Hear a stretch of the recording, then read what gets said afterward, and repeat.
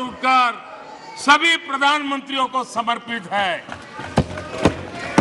उनको ये भी नहीं पता रहा है क्योंकि उनके परिवार के बाहर का कोई भी प्रधानमंत्री बना हो वो उनको मंजूर नहीं है, वो उनको स्वीकार नहीं है।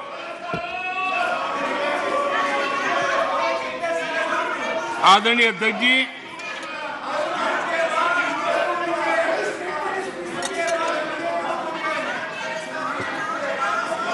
आदरणीय अध्यक्ष जी, बहुत बार कुछ बुरा बोलने के इरादे से भी जब कोशिश होती है तो कुछ न कुछ सच भी निकल जाता है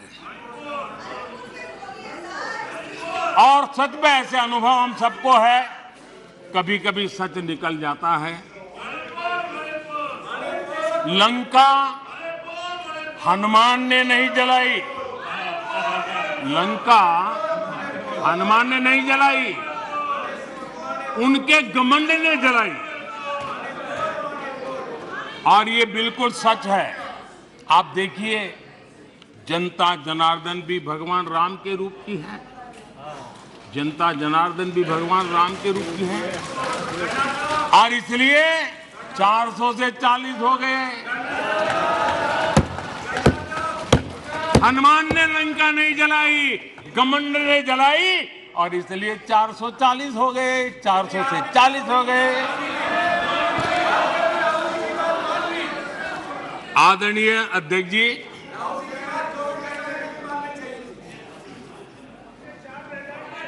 सच्चाई तो ये है, देश की जनता ने दो बार 30 साल के बाद पूर्ण बहुमत की सरकार चुनी, लेकिन गरीब का बेटा यहां कैसे बैठा?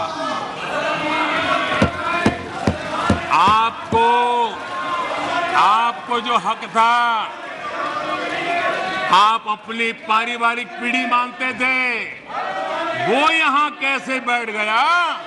ये चुभन अभी भी आपको परेशान कर रही है, आपको सोने नहीं देती है और देश की जनता भी आपको सोने नहीं देगी, 2024 में भी सोने नहीं देगी। आदरणीय अध्यक्ष जी, कभी इनके जन्मदिन पर हवाई जहाज में केक काटे जाते थे, कभी इनके जन्मदिन पर हवाई जहाज में केक काटे जाते थे। आज उस हवाई जहाज में गरीब के लिए वैक्सीन जाता है, ये फर्क है। आदरणीय अध्यक्ष जी,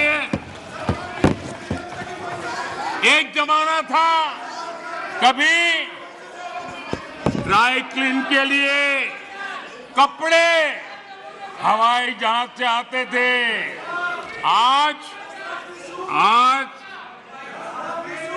गरीब हवाई चप्पल वाला हवाई जहाज में उड़ रहा है। आदरणीय अध्यक्ष जी, कभी छुट्टी मनाने के लिए, मौज मस्ती करने के लिए नौसेना के युद्धपोत मंगवा लेते थे, नौसेना की युद्धपोत मंगवा लेते थे मौज मस्ती के लिए। आज उसी नौसेना के जहाज दूर देशों में फंसे भारतीयों को अपने घर लाने के लिए, गरीबों को अपने घर लाने के लिए उपयोग में आते हैं। आदरणीय अध्यक्ष जी, जो लोग आचार व्यवहार चाल चरित्र से राजा बन गए हो, आधुनिक राजा के रूप में ही जिनका दिमाग काम करता हो, उन्हें गरीब का बेटा यहां होने से परेशानी होनी है।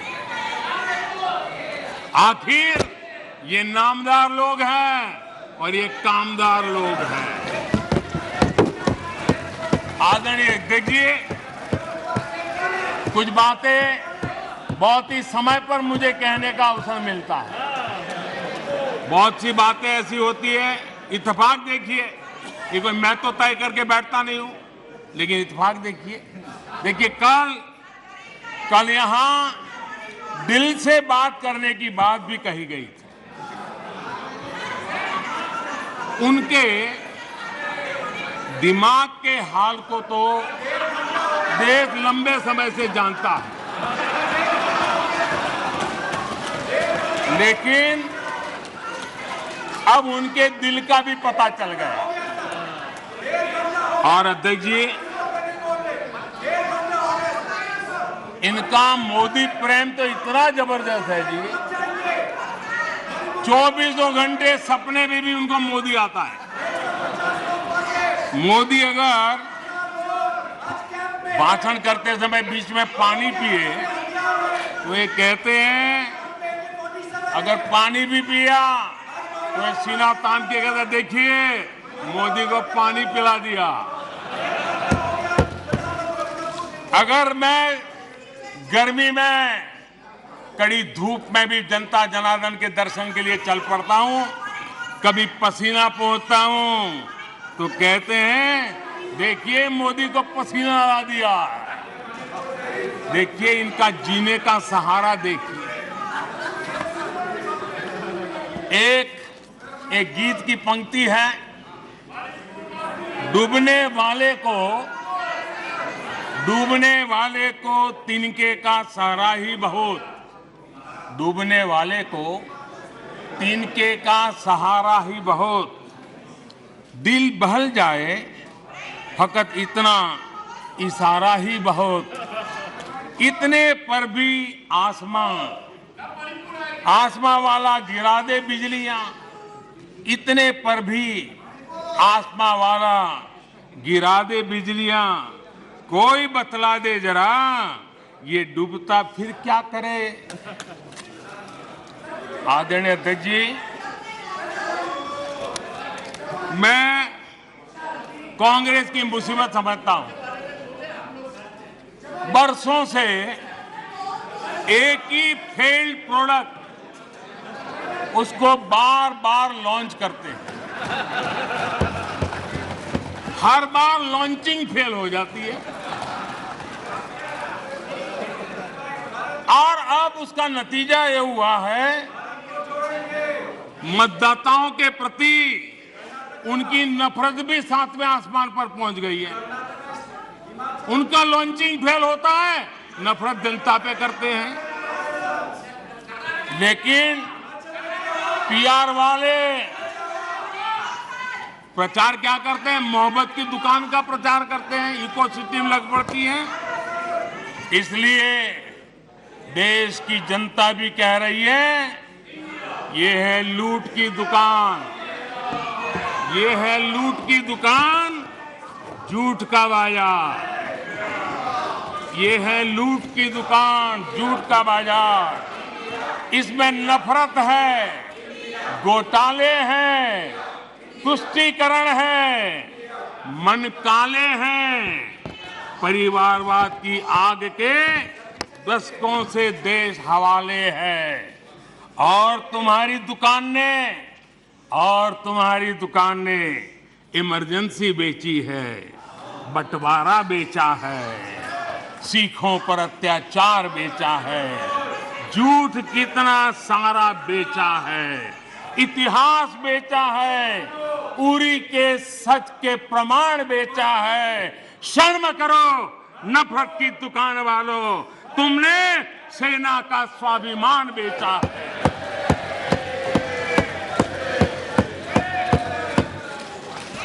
आदरणीय अध्यक्ष जी, हम तो यहां बैठे हुए काफी लोग गांव गरीब वाली पृष्ठभूमि से हैं। यहां सदन में बड़ी संख्या में लोग गांव और छोटे कस्बों से आते हैं और गांव का कोई व्यक्ति विदेश जाए, सालों तक वो उसके गीत गाता रहता है। एक आध बार भी कभी विदेश जाए, देख करके आया हो, सालों तक बताता रहता है, मैं ये देख के आया, मैं ये देख के आया, मैंने ये सुना, मैंने ये मुझे देखा। स्वाभाविक है, गांव का व्यक्ति जितने बेचारे ने दिल्ली मुंबई भी ना देखा हो और अमेरिका जाके आ जाए, यूरोप जाके आ जाए, तो वो वर्णन करता रहता है। जिन लोगों ने कभी गमले में मूली नहीं उगाई, जिन लोगों ने कभी गमले में मूली नहीं उगाई, वो खेतों को देखकर हैरान होने ही होने हैं।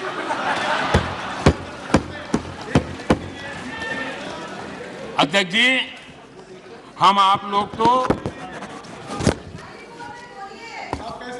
जो कभी जमीन पर उतरे ही नहीं, जिन्होंने हमेशा गाड़ी का शीशा डाउन करके दूसरों की गरीबी देखी है, उन्हें सब हैरान करने वाला लग रहा है।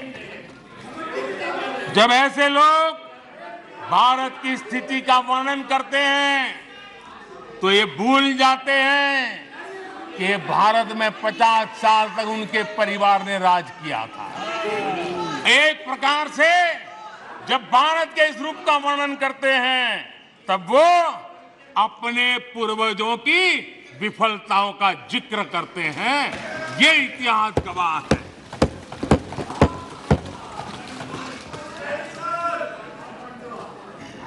और इनकी दाल गलने वाली नहीं है, इसलिए नई नई दुकानें खोल करके बैठ जाते हैं। आदरणीय अध्यक्ष जी,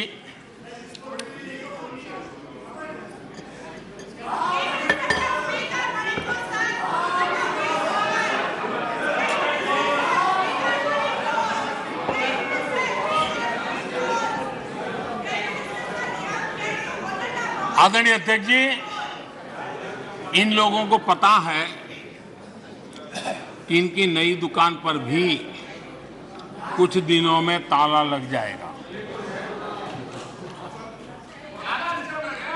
और आज इस चर्चा के बीच देश के लोगों को मैं बड़ी गंभीरता के साथ इस घमंडिया गठबंधन की आर्थिक नीति से भी सावधान करना चाहता हूं। ये देश में ये घमंडिया गठबंधन ऐसी अर्थव्यवस्था चाहता है जिससे देश कमजोर हो और उसका सामर्थ्य बढ़ न पाए। हम अपने आसपास के देशों में देखते हैं जिन आर्थिक नीतियों को लेकर के कांग्रेस के और साथी आगे बढ़ना चाहते हैं, जिस प्रकार से खजाने से पैसे लुटाकर वोट पाने का खेल खेल रहे हैं, हमारे आसपास के देश के हालात देख लीजिए, दुनिया के उन देशों की स्थिति देख लीजिए। और मैं देश को कहना चाहता हूं, इनसे सुधरने की मुझे कोई अपेक्षा नहीं है, वो जनता इनको सुधार देगी। आदरणीय अध्यक्ष जी, इस प्रकार की चीजों का दुष्परिणाम हमारे देश पर भी हो रहा है, हमारे राज्यों पर भी हो रहा है। चुनाव जीतने के लिए अनाप शनाप वायदों के कारण अब इन राज्यों में जनता के ऊपर नए नए दंड डाले जा रहे हैं, नए नए बोझ डाले जा रहे हैं और विकास के प्रोजेक्ट्स बंद करने की घोषणा की जा रही है, विधिवत रूप से घोषणा की जा रही है। आदरणीय अध्यक्ष जी, ये घमंडिया गठबंधन की जो आर्थिक नीति है, उस आर्थिक नीतियों का मैं परिणाम साफ देख रहा हूं और इसलिए मैं देशवासियों को चेतावनी, देशवासियों को सत्य समझाना चाहता हूं। ये लोग, ये घमंडिया गठबंधन, ये लोग भारत के दिवालिया होने की गारंटी है, भारत के दिवालिया होने की गारंटी है। ये इकोनॉमी को डुबाने की, ये इकोनॉमी को डुबाने की, ये डबल डिजिट महंगाई की, ये डबल डिजिट महंगाई की, ये पॉलिसी पैरालिसिस की, ये पॉलिसी पैरालिसिस की, ये अस्थिरता की, ये अस्थिरता की, ये करप्शन की, ये करप्शन की, ये तुष्टीकरण की, ये तुष्टीकरण की, ये परिवारवाद की, ये परिवारवाद की, ये भारी बेरोजगारी की, ये भारी बेरोजगारी की, ये आतंक और हिंसा की, ये आतंक और हिंसा की, ये भारत को 2 शताब्दी पीछे पहुंचाने की गारंटी है।